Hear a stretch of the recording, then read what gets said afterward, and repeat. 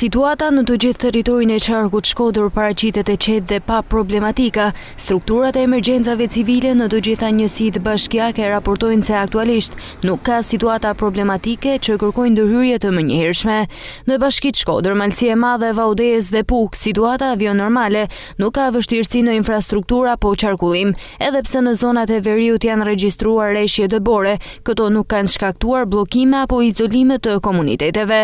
Në Fusharës raportojnë në rreshje dëbore në zonat mbi 950 metra lartësi, por qarkullimi mbetet i pandërprer dhe akset kryesore janë të kalueshme. Në zonat malore veriore të qarkut ku rreshjet e dëborës janë më të pranishme, situata mbetet nën kontroll.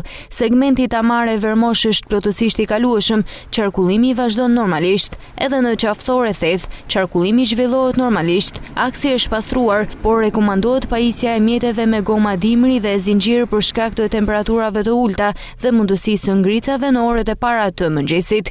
Strukturat përgjegjëse po vjojnë monitorimin e situatës në mënyrë të pandërprer, në bashkëpunim me njësitë vendore, kontraktorët e mirëmbajtjes dhe institucionet e sigurisë rrugore për të garantuar reagim të shpejtë në rast të ndryshimeve të papritura atmosferike.